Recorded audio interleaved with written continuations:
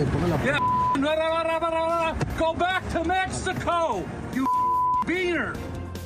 Ataque racista captado en video, insultos y amenazas a un padre y su hijo mexicanos. Le gritan, regresen a su país. Las víctimas cuentan en nuestras cámaras el coraje que sintieron por no poder responder en inglés. Denuncian arresto de ICE. Se llevaron a la madre de una joven con cáncer que depende de ella para todo. La familia pide ayuda urgente para evitar una deportación. Un caso que podría ser de vida o muerte.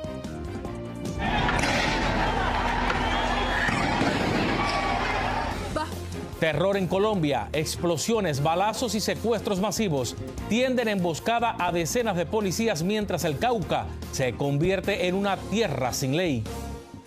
Regresa el pelotón de fusilamiento. Después de 15 años, Estados Unidos revive el polémico método de ejecución. ¿Por qué un prisionero en el corredor de la muerte lo eligió? Así comienza su noticiero, Estrella TV.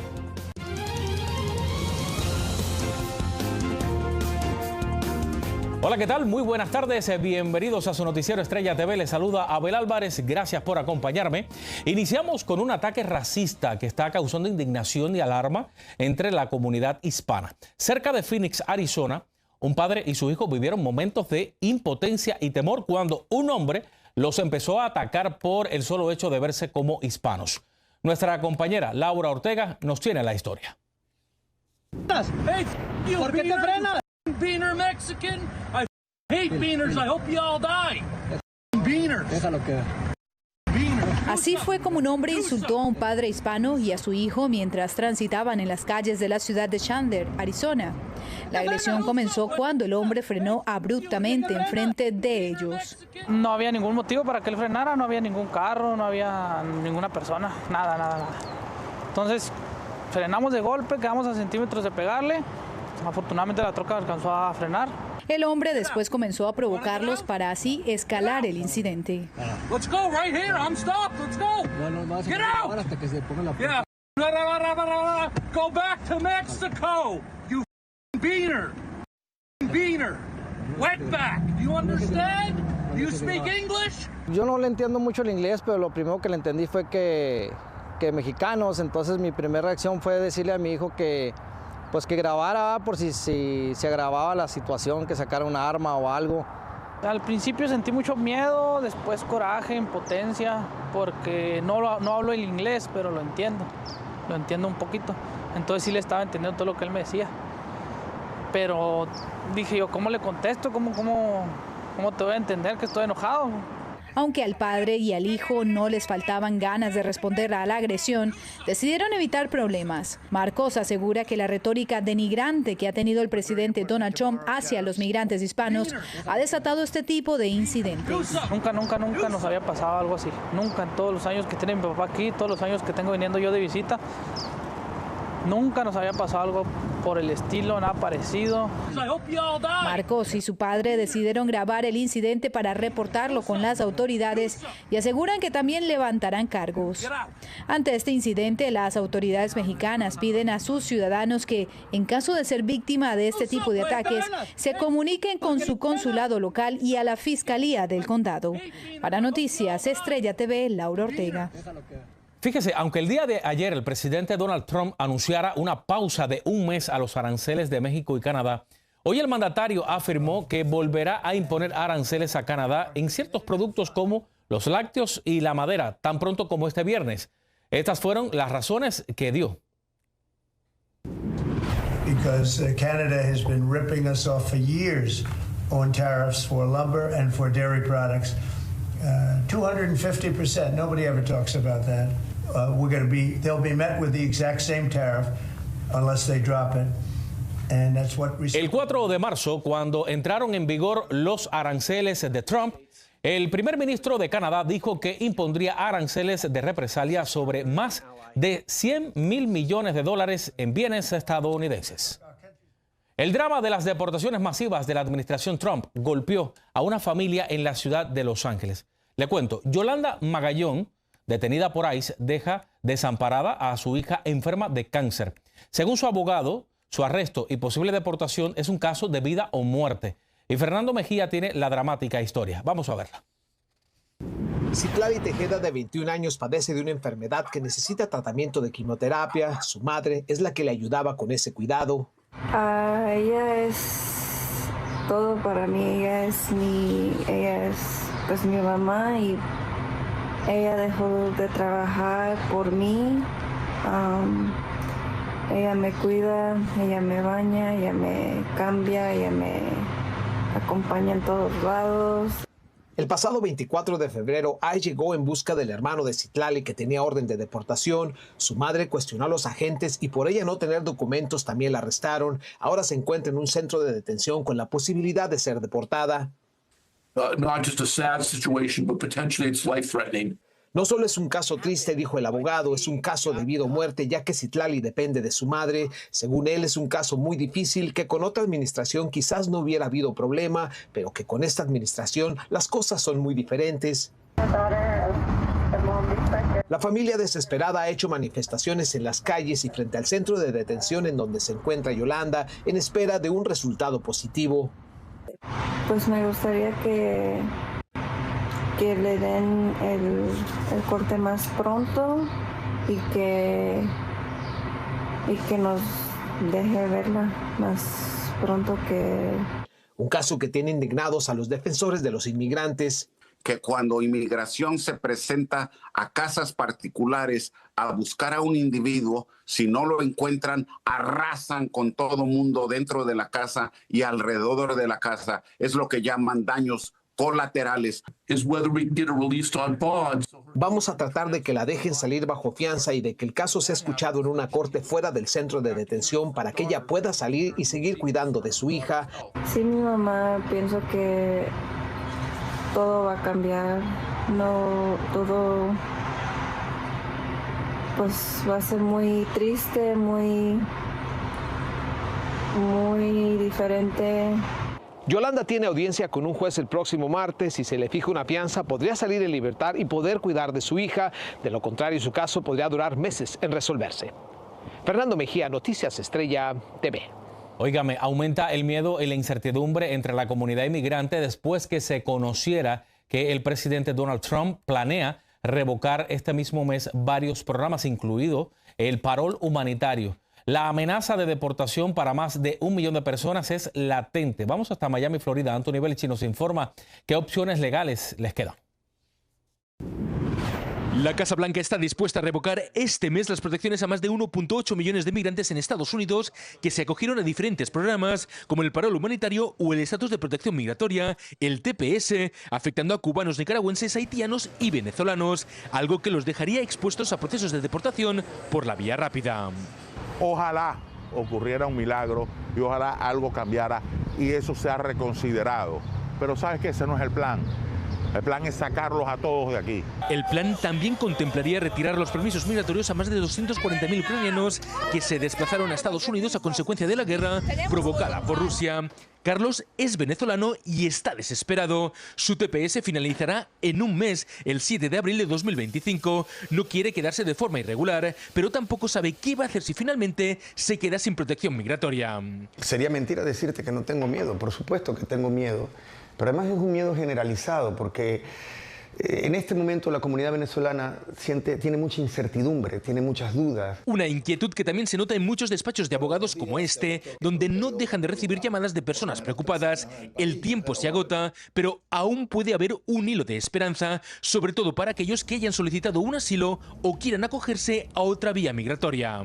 Todas aquellas personas que tengan o un trámite de asilo pendiente, primer punto, o aquellas personas que hayan tenido o tengan la posibilidad de presentar un trámite en el que se pueda hacer un planteamiento o de cambio de estatus o de ajuste de estatus, van a poder permanecer en territorio americano en condición de legalidad. Mientras tanto, ya se han puesto varias demandas contra una medida que consideran inhumana e ilegal y que va en contra de los derechos humanos, básicamente porque la mayoría dicen no pueden regresar a sus países por las consecuencias. Y si son ciudadanos de este país que están acogidos con un mecanismo de protección, merecen seguir teniendo protección. Yo creo que eso es evidente para poder llegar para poder salir adelante. Varios grupos proinmigrantes en todo el país esperan que la justicia mueva ficha y congelen estas revocaciones por parte de la Casa Blanca, pero sí, avisan, van a seguir luchando. Desde Miami, Florida, Anthony Belchi, Noticias Estrella TV.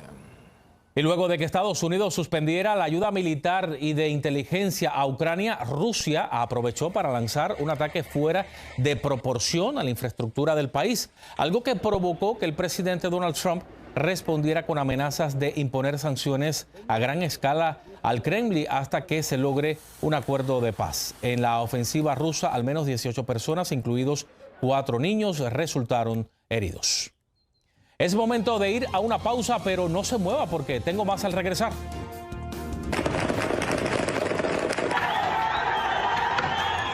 Terror en la región de Cauca, en Colombia. Estalla un motín y decenas de policías se encuentran secuestrados.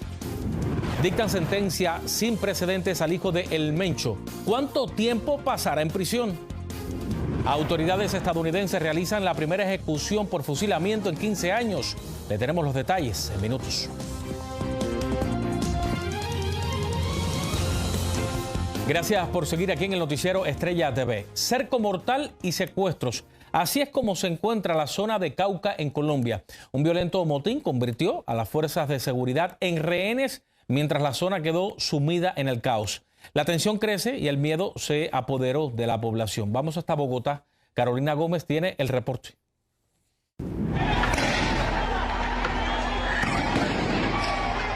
Bajo fuego, así han sido las horas de horror y de mucha tensión que se siguen viviendo en el corregimiento del Plateado Cauca. Un motín dejó secuestrados a 29 policías y un soldado tras un violento episodio que puso en jaque a la fuerza pública, que minutos antes intentaron dialogar con los manifestantes que bloqueaban su paso. ¿Ustedes han dado cuenta que en ningún momento hemos vulnerado los derechos de ustedes?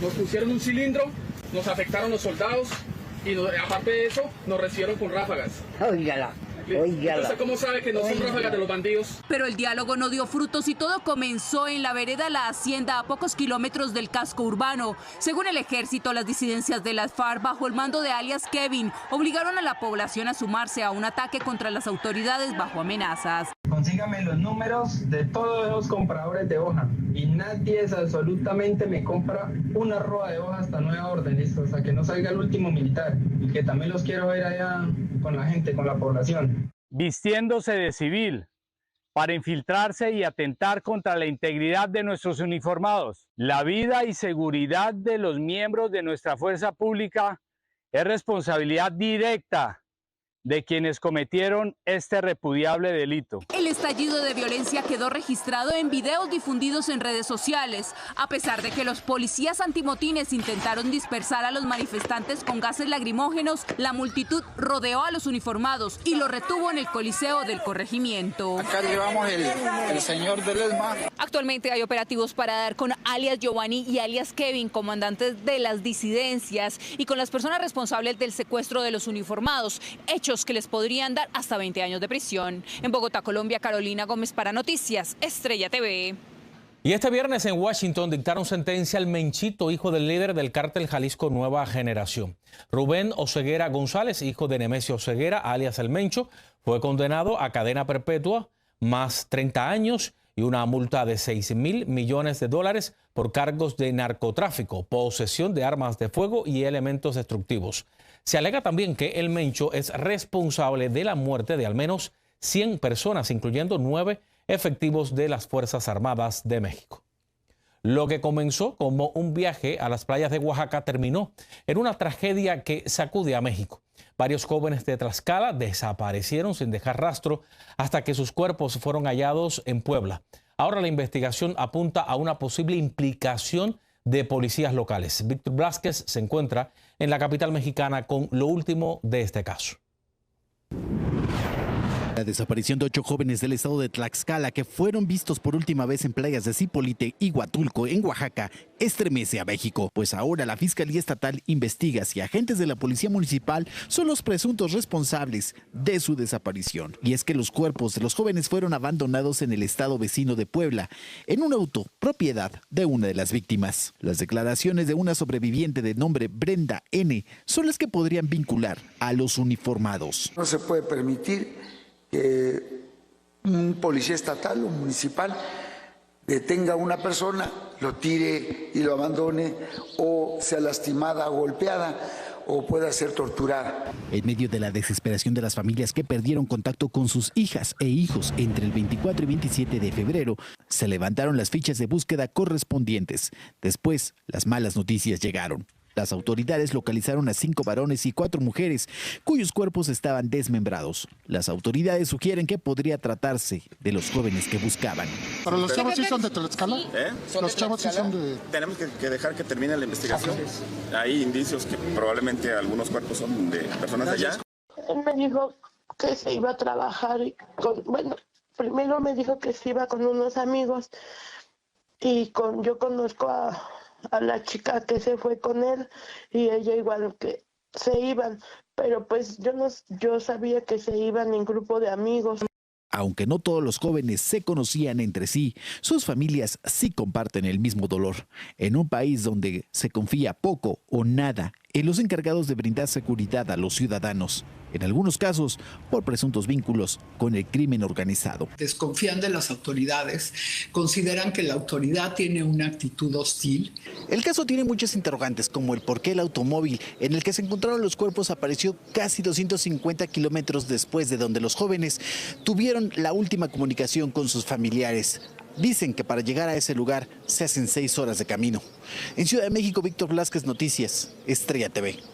Es momento de hacer una pausa, pero no se muevan porque al regresar, ejecución histórica. Un hombre condenado recibirá la pena capital por fusilamiento. El entrenador de perros más joven del mundo, un niño, busca conquistar las competencias caninas al lado de su mejor amiga. Un método de ejecución que parecía cosa del pasado vuelve a causar controversia en Estados Unidos. En Carolina del Sur, Brad Sigmund se convierte en el primer reo en décadas en enfrentar un pelotón de fusilamiento. Aurabella Hernández nos tiene la historia. La posibilidad de una ejecución con un pelotón de fusilamiento genera controversia a nivel nacional, especialmente en Carolina del Sur, donde el reo Brad Sigmund hoy se convertiría en la primera persona en el estado en ser ejecutado con este método. En el país, la última vez que una persona fue fusilada fue en Utah en el año 2010. Randy Gardner, hermano de la persona que fue ejecutada en ese entonces, llegó para abogar por Sigmund y denunciar lo que él considera es una práctica barbárica de ejecución. I think it's horrendous. I think it's very barbaric. I mean, I didn't witness my brother's execution, but I got to see his body after. I've got the autopsy photos of what it looked like, and it just mutilated my brother's body. I think it's terrible. El sentenciado Brad Sigmund tuvo que elegir entre morir fusilado, recibir la inyección letal o ser electrocutado. Escogió el pelotón de fusilamiento debido a que las otras dos opciones representaban para él una tortura, tal y como lo manifiesta un experto en leyes. The ironic thing is that South Carolina forces prisoners to choose between 3 different alternatives. In his lawyer's words, that's between a violent death by firing squad, a torturous death by lethal injection, or electrocution, which he says is basically frying his client. La forma en la que funciona este polémico método de ejecución consiste en colocarle al prisionero un objetivo como tiro al blanco a la altura del corazón, hacia donde los tiradores apuntan. Son 3 y todos son voluntarios del Departamento Correccional. Las balas que se usan se fragmentan al contacto con el cuerpo para asegurar la muerte. To me, it's revenge. It's revenge killing. I don't think the government should have any say in executing our own citizens. Sigmund fue condenado por golpear violentamente con un bate de béisbol a los padres de su expareja hasta provocarles la muerte. Esto ocurrió en el año 2001 y luego de asesinarlos intentó secuestrar a su exnovia, quien finalmente logró escapar. Para Noticias Estrella TV, Aurabella Hernández. Óigame, revelan nuevos detalles sobre la muerte del actor Gene Hackman y su esposa. Ambos fallecieron por causas naturales. Según las autoridades, Hackman murió una semana después de que su esposa, Betsy Arakawa, falleciera por una enfermedad rara llamada hantavirus. Lo impactante es que el actor vivió durante una semana mientras el cuerpo de su esposa permanecía en el baño. En cuanto a las causas de su muerte, el informe de autopsia reveló que Hackman, de 95 años, sufría de enfermedades cardiovasculares y Alzheimer, lo que probablemente contribuyó a su fallecimiento. Y ponga mucha atención porque este fin de semana entra en vigor el horario de verano en casi todo el país. Durante la madrugada del domingo 9 de marzo a las 2 de la mañana será necesario adelantar los relojes una hora hasta las 3. El día domingo solo tendremos 23 horas. Sin embargo, esta regla no aplica a los estados de Arizona y Hawái, quienes no realizan el cambio de horario. Ahora lo vamos a dejar con el entrenador de perros más joven del mundo. Su nombre es Freddie Osborne y con solo 6 años se convirtió en el participante y ganador más joven de la competencia anual Crafts, cuando su perrita Penny, que es un Fox Terrier de pelo liso, triunfó en la categoría de veteranos de primera clase. Según el padre del niño, cuidar y entrenar perros es una dicha y una actividad familiar que el niño disfruta hacer. Y con esto vamos llegando al final. Soy Abel Álvarez. Que tenga un buen fin de semana.